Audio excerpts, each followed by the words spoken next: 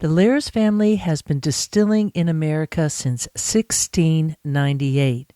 And in this here episode, we're going to be hearing from 8th generation Larrie Laird Dunn about the history of the Laird's family dating back to that time to present day. I mean, just imagine for a second being the family that holds the license with the number 1 from the Internal Revenue Service. I mean, that alone is kind of mind-boggling. Then couple that together with historical dates through the timeline of America back in 1698, the Revolutionary War, moving through the 18th century up into Prohibition, then post-Prohibition. I mean, the swath of info there is enormous, exciting, and is being brought to you today in this here episode. So get your cider ready, or perhaps a brandy sniffer is more appropriate for this chat, while we hear from 8th generation Larrie Laird Dunn and her family's history on how they put both apple brandy and Applejack on the map for America. Hey, apples, make them pop, pop, pop, pop, pop, pop, pop, pop. Hey, my name is Windcaller, and I am the producer and cider MC of this weekly podcast, where we speak with makers, cider enthusiasts, and folks within the cider trade from around the world. Hip, hip, hooray! Hello, Ciderville. I am on the edge of my seat, excited to be able to share with you this episode this week because I've been editing the recording that I did with Larrie Laird Dunn earlier this August. It was considered, I guess, the hottest day of the year. So, of course, we're meeting in New Jersey at the main headquarters, which also happened to be the Laird's family home at one part of its history. I mean, think about it. When you are a 324-year-old family business, and just pause on that for a second, 324, because I did the math, 1698 to 2022. That's 324 years. There's a lot of info. So this conversation, I had a sit-down visit with Lisa, and that's where we started. Then we did a tour around the facility, going into the barrel room. You're going to hear that on part 2. You're going to hear from Lisa's father, Larrie Laird, who is supposed to be retired, but this guy who's like a master distiller, and obviously the family's doing something right because he's still there every day. I met her father, Larrie, and her mother, who also showed up during the conversations, really kind of a family scene, and her son, Gerard, who is 10th generation and is now working at the facility. So both Gerard and Larrie will be in part 2. And yowza, I mean, it takes my breath away. And it was so cool to be able to have this conversation with Lisa, who's so approachable. Again, I want to state what this family has done right in so many ways to be able to keep that legacy going. We're going to be getting some tips on that in this here conversation, because it's not easy for family members to stay in business, let alone 5, 10 years, or even 100 years.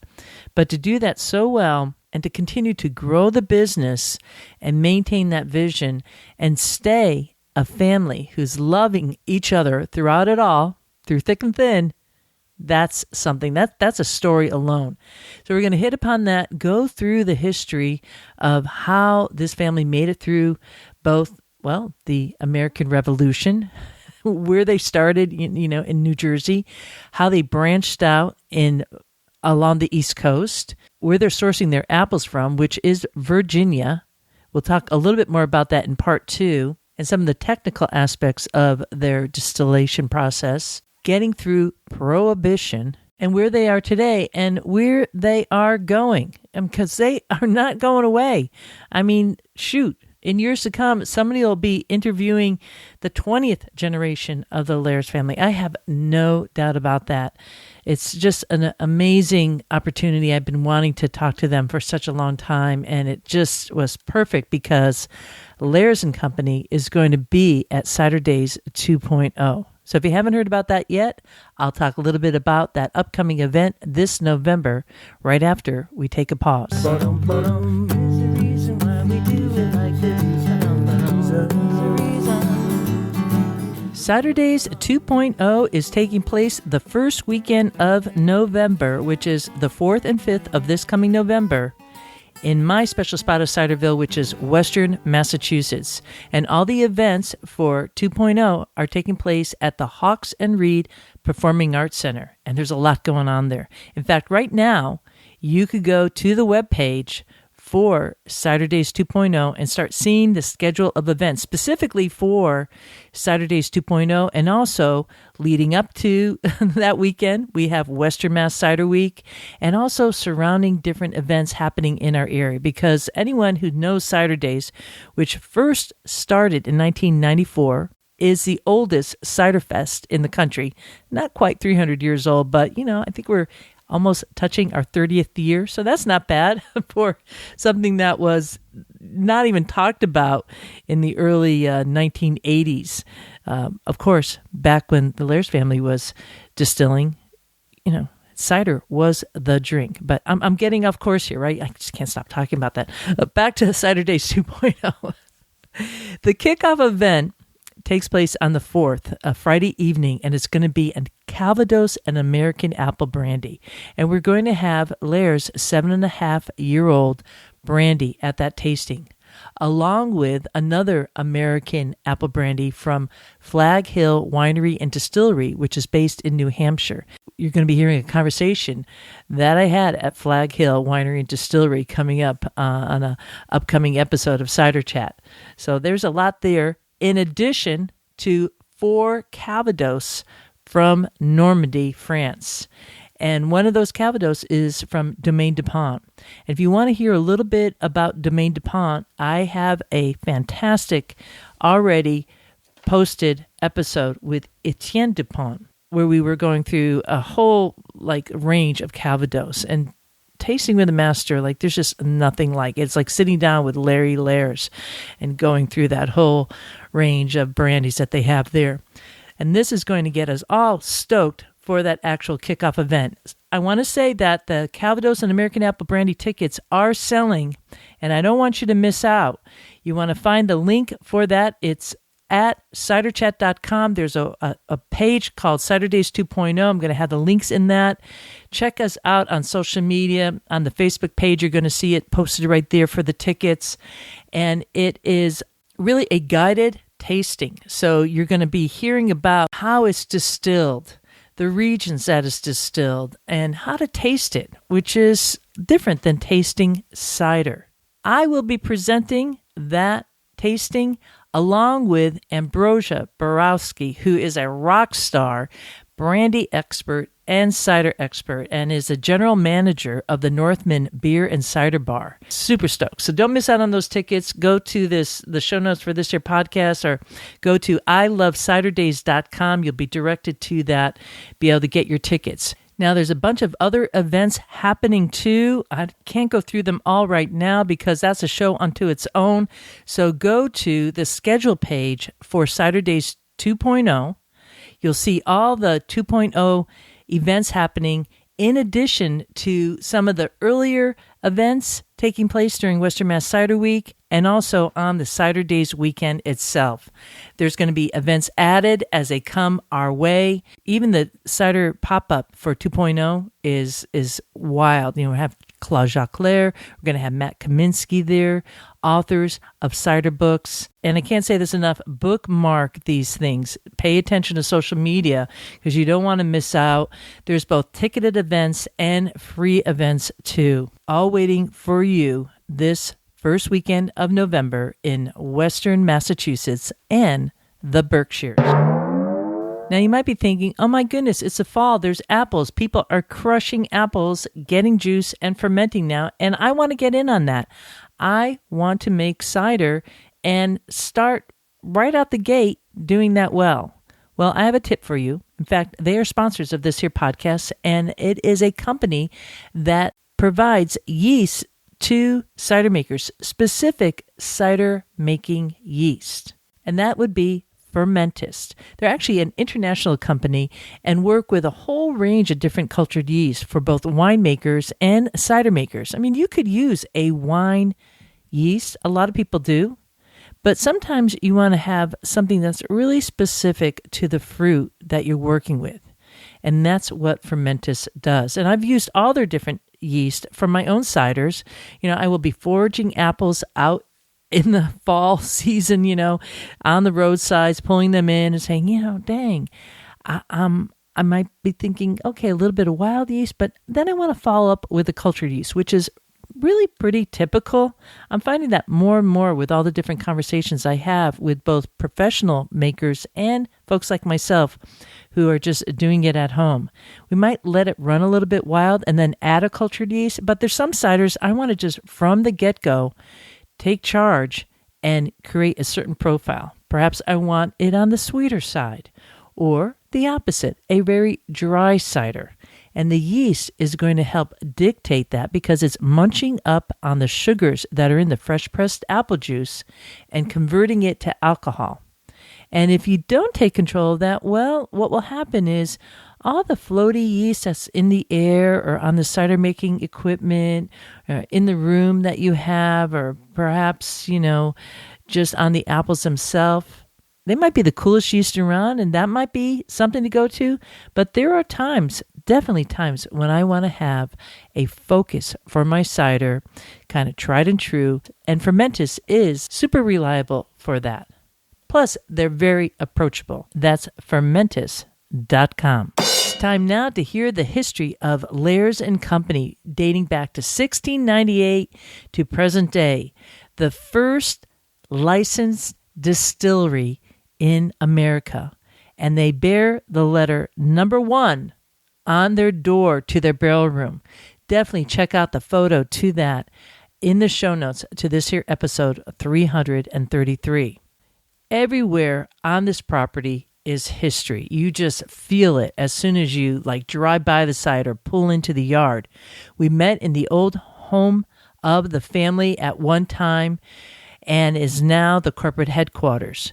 I traveled in, it's kind of like walking into anyone's home in a way, and you just felt like a certain peacefulness. It tells you a lot about a business, the way that just the feeling is. I made my way upstairs into the top conference room, and along the way, wall hangings everywhere with photographs of different relatives over the year. That alone was just kind of like I'm walking into a time capsule. Then I stepped down into this main conference room, which is all wood paneled, and all around the room are these artifacts from days gone by and also future plans, which you will be hearing about in this episode. There, Lisa Laird and I, who is the 8th generation Laird to be part of the company. She is both the global ambassador and the chief operating officer.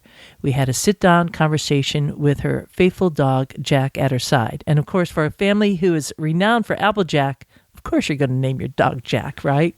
In part 2, you're going to be hearing about the technical aspects, and I'll be taking a walk about with both Lisa and her father, Larrie. I have to say that even now, with weeks gone by from my visit and re-editing this episode, the conversations to bring it to all of you out there in Ciderville, I'm still impacted by their history and just meeting the modern day Lairds right now. Really wonderful people, very personable. Wait till the end because you're going to be hearing tips about how to keep a family business together. And maybe not even a business, but a family. Because to be able to be a 300-plus-year-old family, you got to be doing something right. And we'll be talking about that. So make sure to grab a glass of Laird's Applejack Brandy, perhaps, if you're all so lucky, and join this chat with Lisa Laird Dunn of Laird's and Company. And we're looking back at 1698, and that was with Robert Laird? Actually, that was Alexander. Alexander, and his two sons, William and Thomas. Okay. Came here from, they were fleeing from Scotland. It was when the English were persecuting the clans. So they fled to the New World. They came across on a boat or a ship called the Caledonia. And they arrived here in 1698. settled here in Monmouth County, New Jersey, where we're still located. We only moved a mile and a half down the road in our 300-year history here. But we are pretty certain that William was a distiller, and obviously being from Scotland, they were, the home of Scotch whiskey. Sure, he knew how to distill when he came over here. When they arrived, at that point in time, apples, the only natural apple here is the crab apple. But in the early 1630s, the English brought over apple trees and apple seeds, and the apple trees flourished very well in this area. So there was an abundance of apples, and he started making his whiskey, or actually apple brandy, cider spirits. And I'm trying to imagine what this area looked like back at that time, because I've actually fallen hard for New Jersey. I'm just finding it so lovely. The people are so lovely. Right across the street, there's an orchard. And then down the road is like a little reservoir, and across the street is like open fields and fields. Horse farms.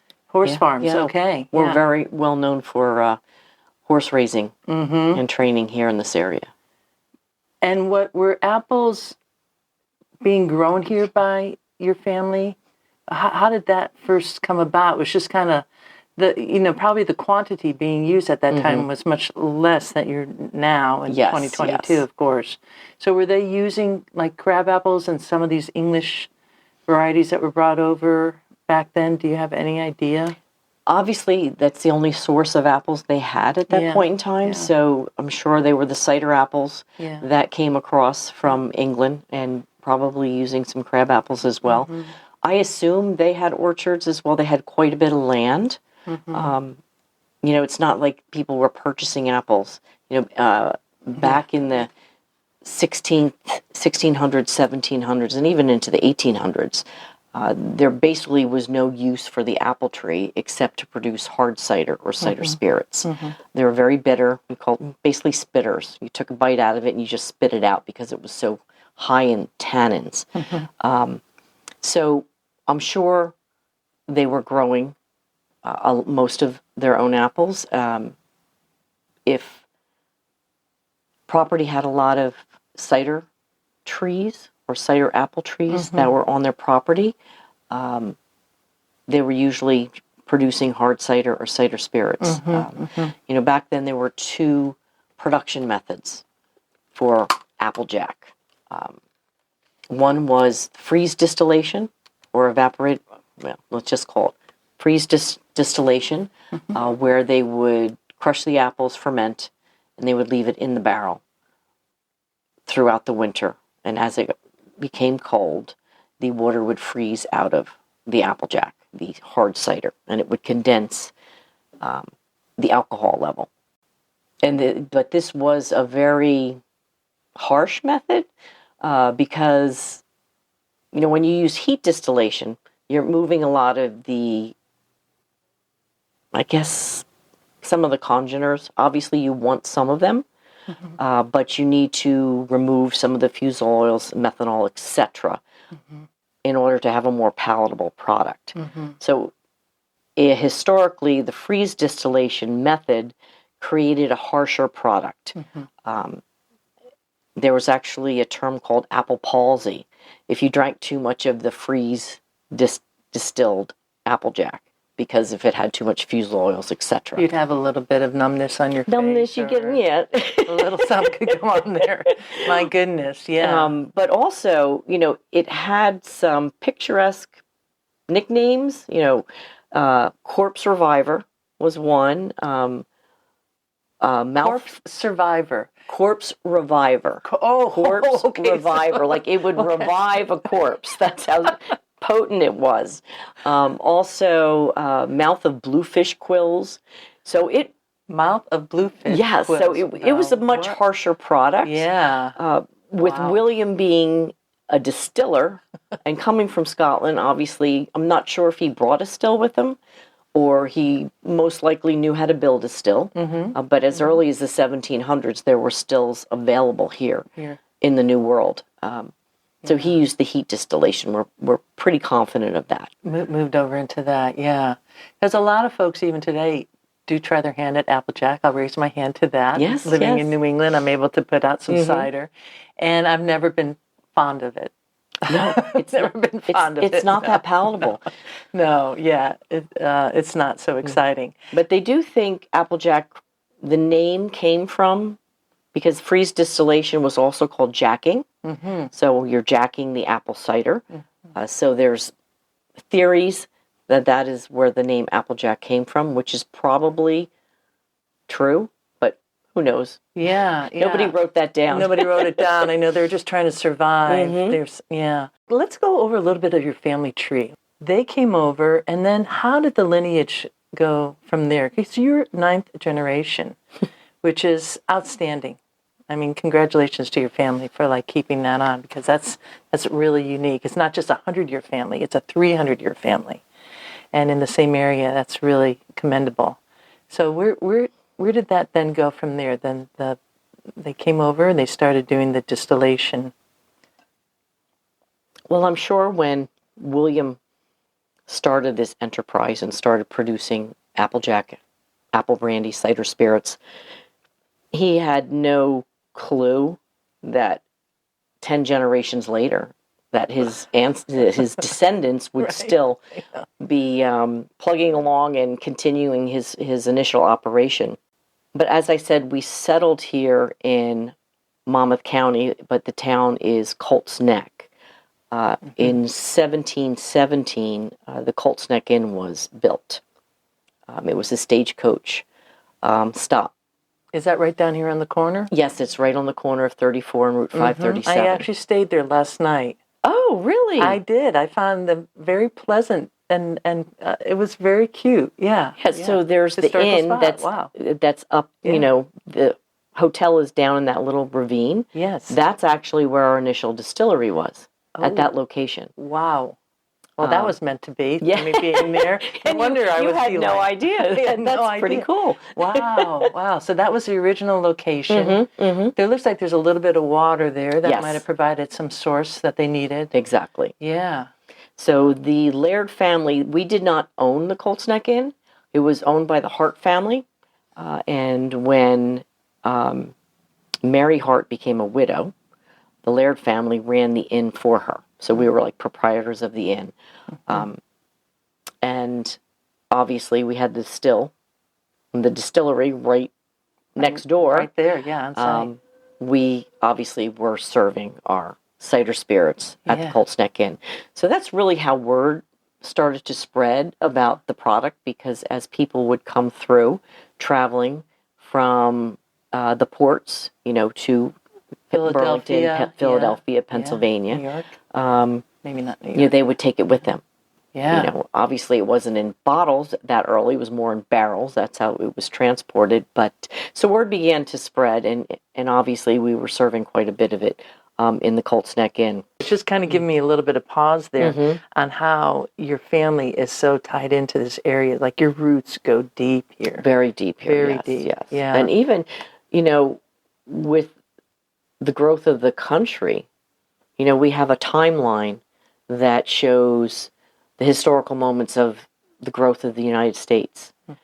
Along and on the bottom area, it's the growth of the Laird family and the product and the company, and how we tie into so many different time periods of the growth of the United States, which is pretty cool. It absolutely is, because one thing that is true, no matter what happens in the world, people are always going to want a bit of something to sip that helps one relax, enjoy life, kind of step away from it, and the hard work that people were doing to build the country at that time.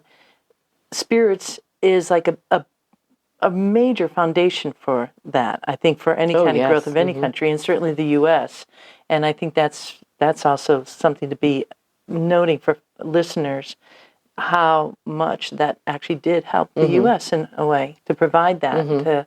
It's like a sustenance in a way to keep you going forward and having faith and loosening up, and the fun of it too.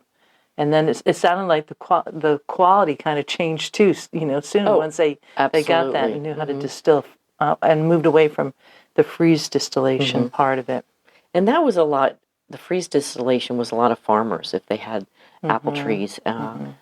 So they would, not everybody owned a still. Yeah. Okay? And it was like a community project. Churches would have stills, and the congregation would all bring their apples as a group, and they would produce the cider spirits, and then they would take their share back with them. So it was almost like a community project for some people that did not own stills. My goodness. Yeah, I didn't know that churches own stills. That kind of makes sense, right? Monks and all that. Yeah, it goes back. The Trappists making their ales and all whatnot. Very interesting. So from the Colts Inn, then what was the next progression from there? How did that come that you came to this location? We're in like the family home, right? Yeah. Well, we were at the Colts Neck Inn for quite a while, up until 1849. There was quite a while we were at that location. So that was during the actual Revolutionary War. The Colts Neck Inn was used as a meeting place for the planners of the Revolution. Wow. One very famous revolutionary person in this area was Joshua Huddy. And there's actually a Huddy's Tavern down the street that's named after him. But he was eventually hung by the British, but he wrote his last will and testament on the head of a barrel, and then they hung him from that barrel, which maybe it was one of ours. Who knows? Yeah, I have no doubt. So that you were there until like in 1849. 1849. So let's back up a little bit, because here is the American Revolution. We're not too far from Delaware, right? And George Washington. Can we talk a little bit about that? Because absolutely, the President Washington, wrote about your family in his diary. It's not lore. I mean, it's true. It's not lore. It's pretty cool, actually. Especially in this area. It's always George Washington was here, he slept here, and so forth. So this was, the Battle of Monmouth was a very pivotal battle during the Revolution, which was not very far down the road. My four greats-grandfather, Robert Laird, and his brother Richard were Revolutionary War dragoons under George Washington's command at that point in time. You said war? Dragoons. They were called dragoons. Dragoons. Yes. Dragoons. Soldiers? Yes, they were soldiers. Dragoons. Yes. Richard was an officer. Robert was not. Okay. And it's been passed down through the family that we did supply the troops with Applejack. And I, when I do presentations and talk about it, I just think, what gave those young men the stamina to go across the Delaware that cold Christmas Eve night and surprise the British? And I said they had to be fortified with Applejack, right? I believe it. I I totally believe that. I absolutely. That was not in the middle of July or August. No. But a really interesting story and anecdote about the family is about Elijah Laird, who was Robert's uncle, Robert and Richard's uncle.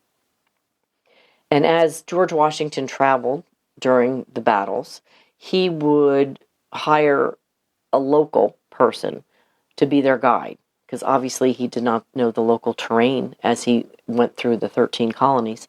And Elijah Laird was his guide here in Monmouth County. And George Washington and his officers were hosted in the Laird family home, not this one here, for a meal. So he didn't sleep in our home, but he was hosted by the Laird family for a meal. And so he did partake and enjoy our Laird's Applejack. George Washington did write to my ancestor, Robert Laird, asking how to produce the cider spirits or Applejack, as he had a surplus of apples at Mount Vernon.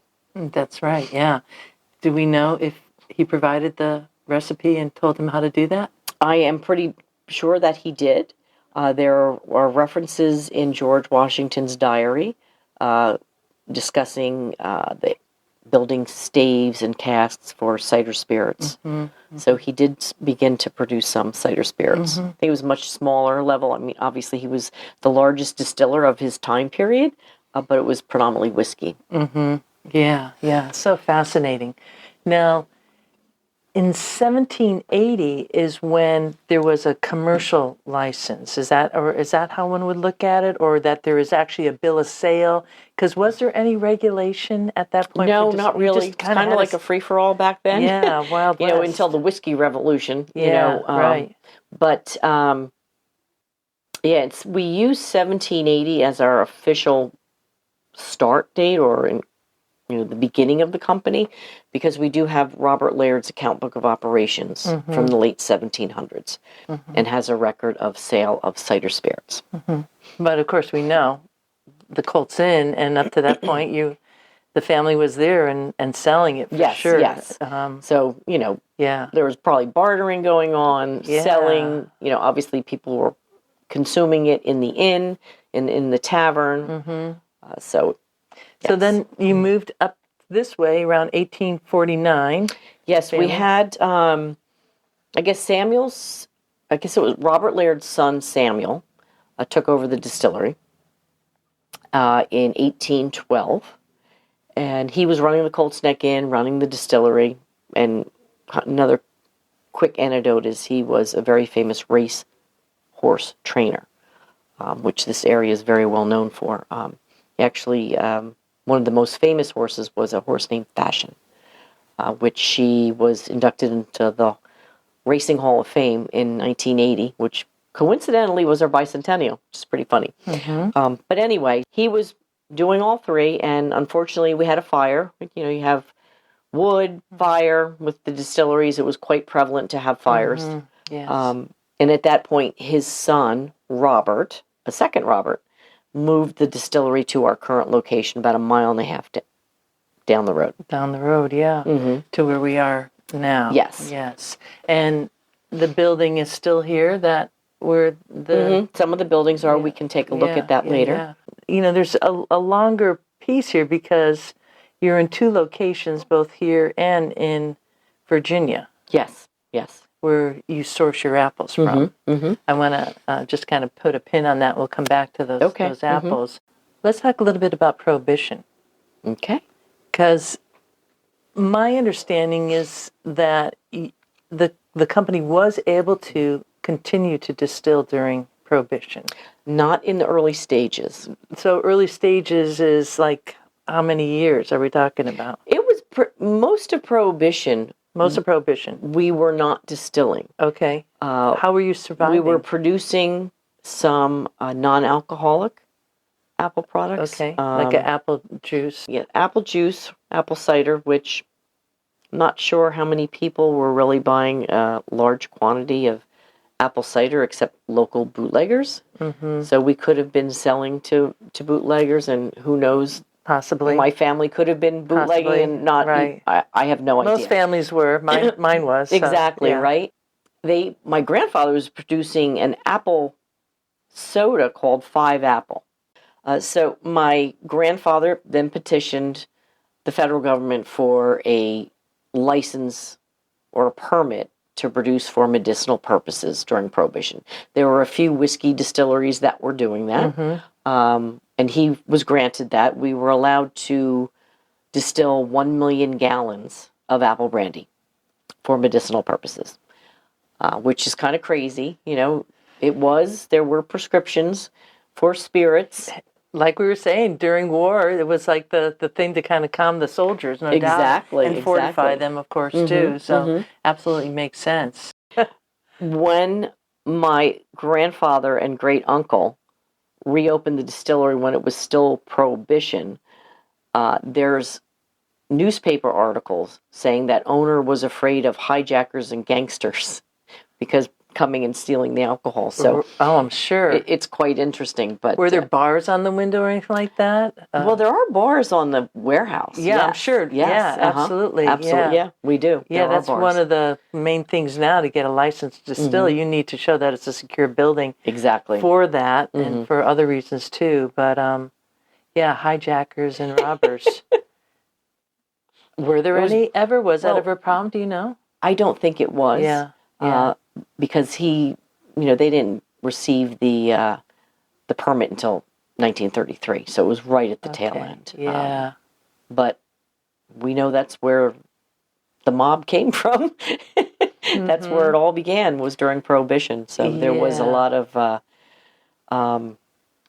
violence going on. Do you know if that was a difficult thing for your family to stay out of in that way? The mob? Was there pressure? I have no idea. Yeah. Kind of curious because of bootlegging and, stuff happening up in Vermont at that time. Those cars that became like the race cars that come over the border and whatnot. I imagine that there was a lot of that kind of maybe backdoor dealings, and to come out of that unscathed is also commendable. Well, and, New Jersey, there was quite a bit of, rum and foreign products that were smuggled in along the shoreline. And Atlantic City was a huge central area for the mob and bootlegging and so forth. So New Jersey was very involved. And, when Applejack was very prevalent during Prohibition because it was considered a safer product to drink that was bootlegged. Why is that? Why was it considered safe? Bathtub gin, a lot of people that are making with their own stills. Cutting it with something that you don't know. And also if the too high of methanol, many people became blind. People actually perished from the bathtub gin. You might have gotten a pretty bad headache from some of the Applejack, but it was safer to consume. Yeah, what a time. We can't even fathom it. But, no. Here we are, still surviving. So out of Prohibition, the company kind of moved forward. And let's talk a little bit about your dad coming in at that point, or is there any in between? Yeah, there's a in-between period because my grandfather and his brother, Joseph, it was John Evans Laird, my grandfather, and Joseph Tilton Laird III, reopened the distillery. And it was basically the heyday of Applejack. We had, there's so many bootleggers of Applejack, so people were familiar with the product. I'm thinking that they can make it, just freeze it, it's fine, I'm going to drink it, and then like, oh, that's good. And post-Prohibition, many of the local bootleggers went into the legal operation. So there was hundreds of Applejack producers back then. We had inventory, so we were immediately available into the marketplace, which gave us a leg up. So it was really the years that Applejack was booming, up in 30s into the 40s, so much so that we purchased 2 other distilleries in 1941. Our current distillery in North Garden, Virginia, outside of Charlottesville, and we also purchased a distillery in Syracuse, New York. Oh, okay. And it wasn't actually Syracuse; it was Lyons, New York, outside of. Not very far from Syracuse. So we had 3 distilleries running consecutive or at the same time. Quite the demand. There was quite a demand, and one thing to keep in mind, because our product is produced from apples, 100% apples. So we only could distill September through December, when we could source the apples. There was no such thing as cold storage. Right. So we had to distill during that time period. So with that time constraint, we needed the additional distilleries to have enough product for the demand that was going on at that point in time. My goodness. Is that Syracuse, or outside of Syracuse plant still? No, there was a fire there. Oh, dear. So that was another fire. And that was during... we had 2 fires during World War II. We were dehydrating the apple pomace to produce pectin, and pectin was used as a food preservative for the war rations. Huge demand for that. And how everybody during World War II stepped up and did their part for the war effort, and that's what the Laird family did. Right. We did have a fire at North Garden, but thankfully it was a separate area, and we also had a fire at Lyons, New York. Now, I'm not sure if that's the one that shut that particular distillery down. The date right now is escaping me. That's okay. But just to kind of let folks listening know, in terms of fires with distilling, it was basically, now it's modernized, so people are using like a propane or type of system, but with wood. I mean, that's how it was all, being heated up, and that caused a lot of awful fires and globally in different parts. And even still, there's recent fires because there's some folks in different parts of the world still distilling that way. Well, and also it's very combustible. Yes. So if you don't have the correct spirit itself, yes, it's high proof. If you aren't using the correct ventilation, does not go out with water. No, Right. and Once it gets fire, can have explosions. Which can be very dangerous. So wow. Well, you have to be careful. Yeah. So now, my father wasn't born until 1940. My grandfather passed away very suddenly in 1950. My father has a brother who's about 20 years older than him. So there was kind of like my grandfather had 2 marriages. So my uncle, John Evans Laird Jr., who went by Jack Laird, my grandfather passed away very suddenly. And so my grandmother had to step in. And this was the first time maybe that a woman was... First time a woman, and she kind of got thrown into it. 1950, did you say? 1950. Wow, what a poignant time for a woman to come. Exactly. In the U.S. Exactly. Wow. So she was overseeing the company while Jack he wasn't quite old enough. He was still learning. So then my Uncle Jack, he took over the company. And it was later on that my father came in once he was of age. He was big in the distillery. When I was a child, he was distilling, up late hours, especially, we're only running during the fall months, so didn't see much of him in the fall. My goodness. So, but he came into the company and they worked together for quite a while until my uncle retired. They expanded and diversified the company. Once we moved into the late 1960s, 70s, and especially into the 80s, consumers were moving away from brown spirits. They wanted lighter type spirits. Gin, rum, vodka. Also, at this point in time, straight rye started to disappear, became blended whiskey. It was lightened with neutral grain or vodka. Scotches became blended. So they diversified. But one interesting anecdote at this point in time, and it's probably it is our most distributed product, is our blended Laird's Applejack. Yes. Around 1972, that product was created. It was about 1968 that we petitioned the federal government for a new federal standard of identity. Yeah, I want to talk about that because that isn't easy. I mean, cider, even now in 2022, is having a lot of difficulty getting its category really set. So what was that like back in 72? Must have been a little bit of weight behind the family to be able to get that done. Yeah, they really, worked with the government, and there must have been, my grandfather was very involved with the original, I guess you would call it, industry trade organization. Sure. So he was very involved in, he was actually the mayor of the town, involved with all the federal regulations and working with the government post-Prohibition. So I guess he must have had some pull. Yeah. The family. You got to know some of these things. And what happened is, as the other brown spirits could lighten their product and be more palatable to the new consumer tastes, we kind of were stuck.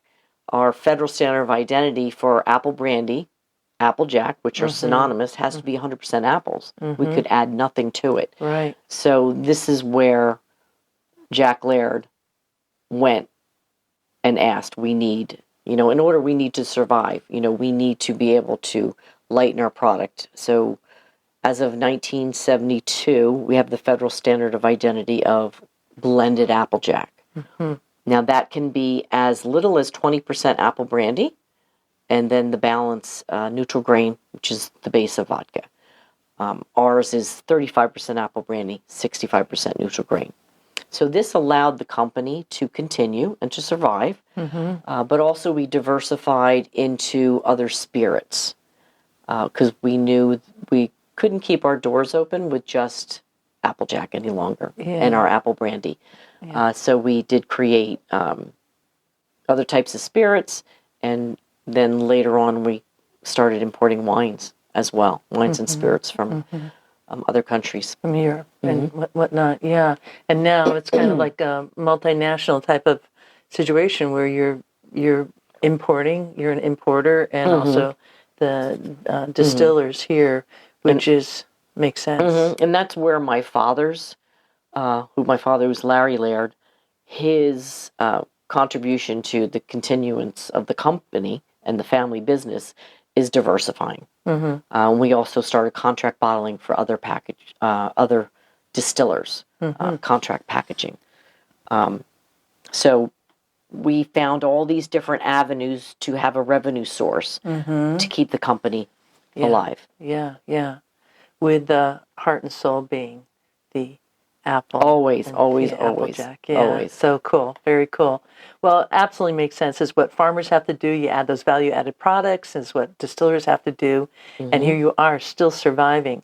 So your father came along, and then you stepped up to the plate. Well, when did you actively get involved? And I know also your son is, Gerard is involved now. Well, during my later high school years and college, I worked here on my summer breaks. So I worked in different capacities. I was in quality control and production. I was at one point, I was in the accounting department, worked under the treasurer, and then I went into sales. But once everything, kind of knowing a little bit of everything. You have to learn every aspect of the business to understand everyone's job and what they're up against and what they're dealing with day in and day out. So once I graduated from college, I went to college to be a veterinarian. I was kind of torn. Do I want to be, the first female, basically that rises to the top in the company, becomes that executive, or be a veterinarian? I have a love for animals. Got to college and it finally dawned on me, like, what are you, crazy? You have this heritage. I'm an only child. My cousin was involved at that point, but I decided. Was there pressure for that? Absolutely none. I give my father a lot of credit, especially only having one child, that I never felt any pressure, which I think was why I'm here. I think if I was pressured, I might not be here because, it's one thing I've done with my children. It has to be your passion. It couldn't be my father's. It couldn't be mine. You have to develop that passion and want to. It has to be your desire and you want to do it, because if you're not happy, it's not good for you and it's not good for the company. Right. And then it's going to fester. Yeah. And it'll be toxic. Yes. So I think it's very important to have that passion and want to continue the heritage. So that finally, and I love history, and I went to a very historical college where actually George Washington, it's the 10th oldest college in the country, very small liberal arts school called Washington College in Chestertown, Maryland. But George Washington actually donated 50 guineas to start the school and was on the board of visitors and governors. So there was that little tie-in here with full circle to George Washington. And I think I got on that campus, and it was such a historical campus. And I'm like, what am I doing? The light bulb went out, and I made my decision. And you came on board. Wow. Yes. Well, I'm sure your love of animals, is still being able to be fed, because we have Jack, your little pup, here on the floor, and I saw little kittens outside. They keep multiplying. We have to catch them and take care of that. But Jack was born at the distillery in North Garden, so he's Applejack, but we call him Jack. I imagine there's been a couple of Jack dogs here over the years from the family. That's great. I remember when my aunt, Mary Lee, who was married to Jack, and Jack had passed away at that point, and we had Jack, and I told her the name of the dog, and she's like, "You didn't name that dog after Uncle Jack, did you?" I said, no. Applejack, because he was born at the I was distillery. wondering the same thing. Yeah, she was like, "You didn't name your dog." I was like, no. No, Applejack makes absolute He was born at the distillery. It makes sense, right? Yeah. So let's just talk about your position now. So your title is like Global Ambassador for... Yeah, Chief Operating Officer and Global Ambassador. So as a family business, you wear a lot of hats. But I worked my way through the company. I didn't just step into an executive position, which I think is very important in a family business, because you have to earn the respect of your coworkers and realize that you're a hard worker and that you're willing to get your hands dirty. I loved production. I did not want to go into sales. They kind of took me kicking and screaming, because they're like, "You are the family member that should be the face of the company." They're all, you're a young woman.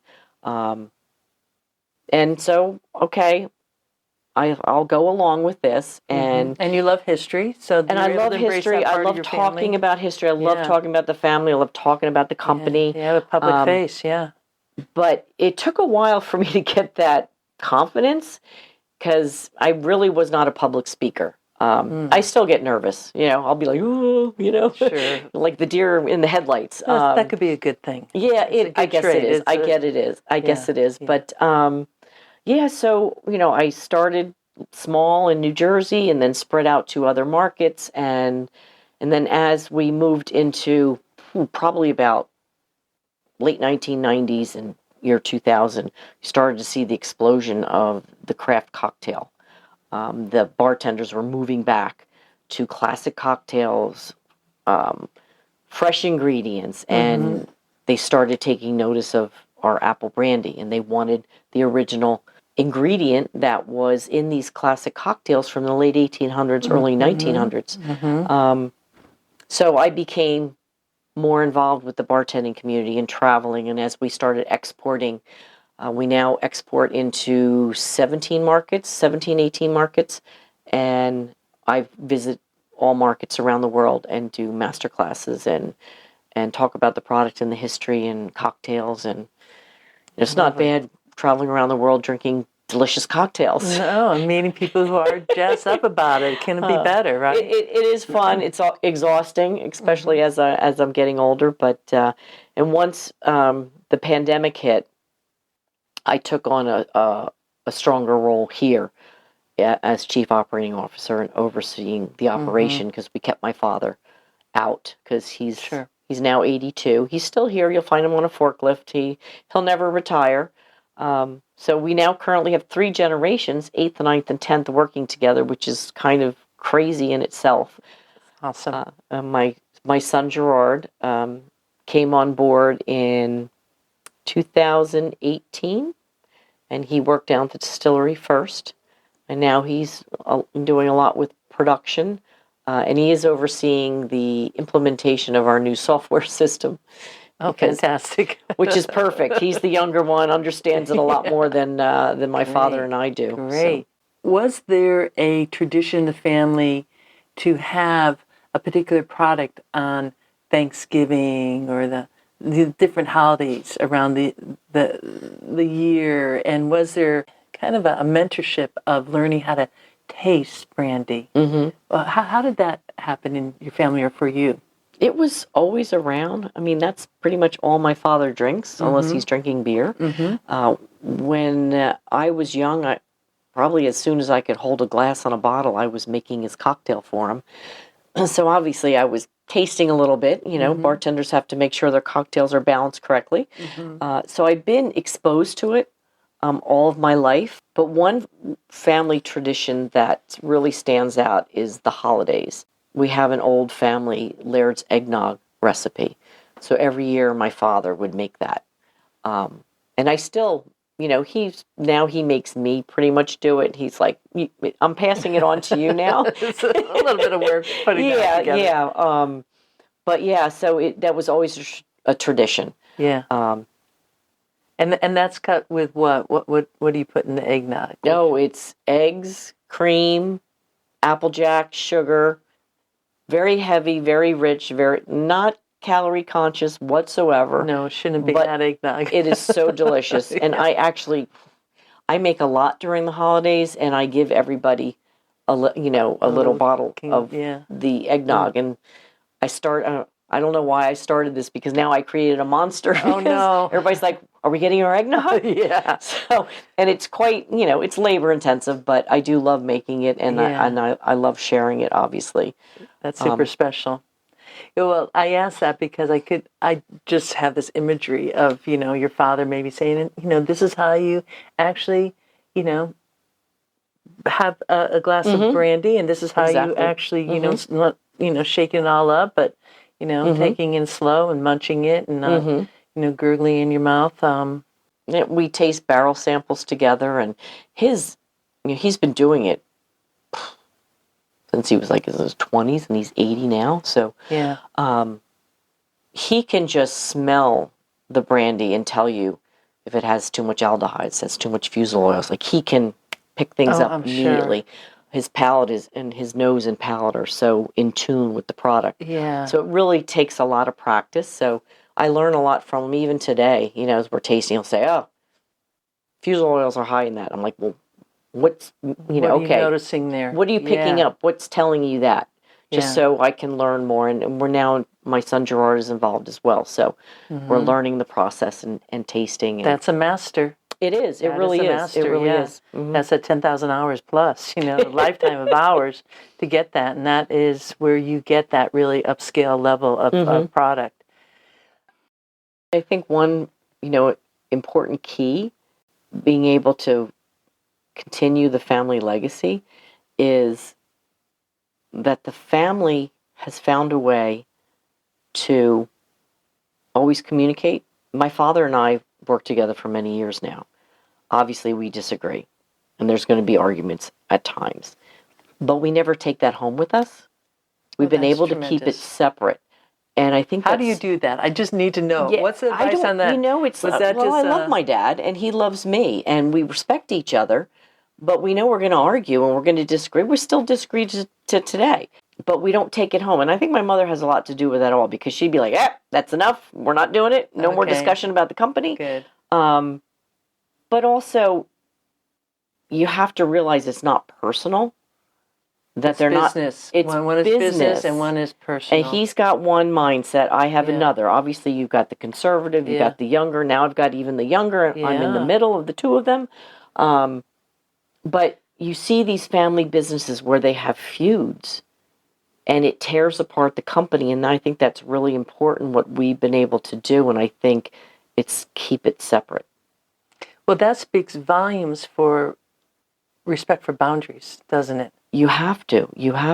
Yeah, and that's a skill. Mm-hmm. I mean, there's times we've had blowouts, but we cool off. We still love each other. He's still my dad. I'm still his favorite daughter, because I'm his only daughter. You can own that. And we get through it.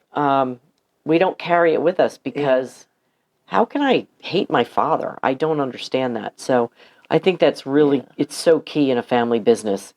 You've got to realize it's not personal. Well, that's good wisdom, because I know a lot of people listening have businesses that are 1, 2, 10, 20, 30 years old, hoping to become 100-year-old companies, and to be able to pass that torch on and on. Your family is a role model for all. And you have to listen to each other. He's got good ideas. Sometimes I have good ideas, and same with my son. There's new blood, and the reason you want the new generation to come in is for new blood, so the company can adjust, because the world is changing. Every generation, the world changes, and you have to adjust to it. Yeah. Well, I think that it kind of all makes sense, because there was ingenuity way back in 1698, all the way through for your family to kind of go with the ebbs and flows of the economy. And that maybe those norms were established early on as a pattern of how to get along in the world.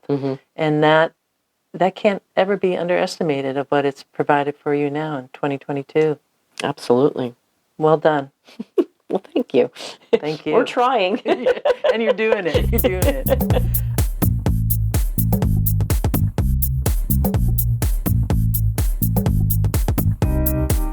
This family is definitely doing it right, keeping family forward and keeping business as business.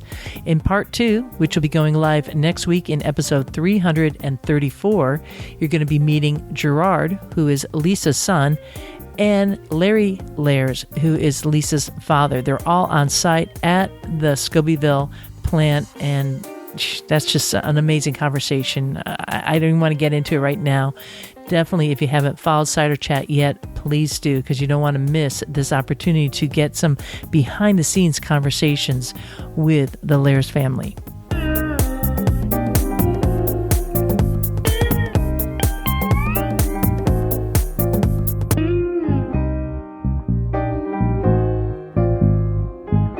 And I want to mention that I did have the opportunity to have the Lisa cocktail, which is going to be served at the Cider Days 2.0 Cider Dinner on November 5th.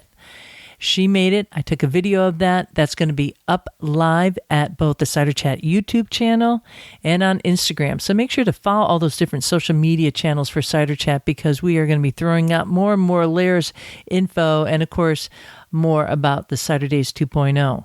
If you want to get Laird's and you don't know how to do that, go to the show notes for this here episode. You'll have a link to their website and some of the things that we're talking about here. Oh, I just adored this woman. She's so cool. And not only for this conversation, but a little bit what you'll be hearing next week, what she was able to do for me while we were walking around the barrel room. That's a story unto itself. If you've listened this far in the podcast, obviously, I think you're getting some value. I sure hope you are. Man, this conversation with Lisa was just so wonderful. It's something I've wanted to do for so long. We have next week's episode with the Laird family, too, coming up. That's fantastic. If you believe in the podcast, you want to keep it on the air and keep on bringing out these kinds of stories, do consider becoming a sponsor of Cider Chat, like the good folks at Fermentis.com. Or just hit the donate button at ciderchat.com, like Ambrosia Borowski, who has been a supporter of the podcast for years, or Eleanor Leger of Eden Specialty Ciders, who does hit that donate button and support us each and every month. And then there's also the fine folks, both commercial makers and cider fans and enthusiasts, who are patrons at the Cider Chat Patreon page, many of which I hope to see at Cider Days 2.0. In fact, I know I'm going to be seeing you there, and I cannot wait. So no need to be shy. Join all the good people of Ciderville and helping to keep cider going up and Cider Chat on the air. You'll find all those links to all those opportunities at ciderchat.com. And with that, I leave you here. This is Real Windcaller signing off for now. Looking forward to seeing you in Ciderville. Strange apples, bitter sharp.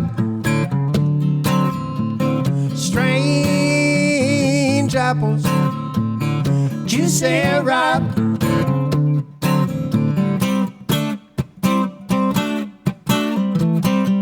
Bop, bop, bop, ba-da-doo-dee-da, bop, bop, bop, ba-da-doo-dee-da. Who wants a tannenbaum? I want a tannenbaum. Who wants to pull them down? I'm gonna pull them down. Hey, hey, hey, apples, bittersweet. Strange apples, hanging high. Got them strange apples. Forget the pie. Strange apples, squeeze them tight. Got them strange apples. Strange apples. Strange apples. Make them pop.